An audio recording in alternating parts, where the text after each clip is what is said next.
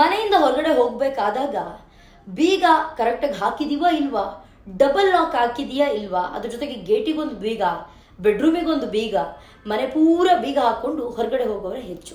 But ಇಲ್ಲಿ ನೋಡಿ, ಈ ಫೋಟೋಸ್ ಏನು ನೋಡ್ತಿದ್ದೀರಾ, ಈ ಊರಿನಲ್ಲಿ ಯಾವುದೇ ಒಂದು ಮನೆಗಳಿಗೆ ಬಾಗ್ಲಿಲ್ಲ.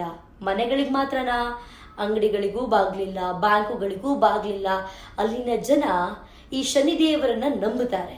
ಆ ಶನಿದೇವರೇ ತಮ್ಮನ್ನ ಹಾಗೆ ತಮ್ಮ ಆಸ್ತಿಯನ್ನ ರಕ್ಷಿಸ್ತಾರೆ ಅಂತ ಅಲ್ಲಿನ ಜನರ ನಂಬಿಕೆ. ಇದು ಮಹಾರಾಷ್ಟ್ರದ ಶನಿ ಶಿಗ್ಗಾಂಪುರ ಗ್ರಾಮದಲ್ಲಿ ನಡೆದಿರುವಂತಹ ಘಟನೆ. ಅಲ್ಲಿ ಯಾವ ಮನೆಗಳಿಗೂ ಕೂಡ ಬಾಗ್ಲಿಲ್ಲ, ಬೀಗ ಇಲ್ಲವೇ ಇಲ್ಲ.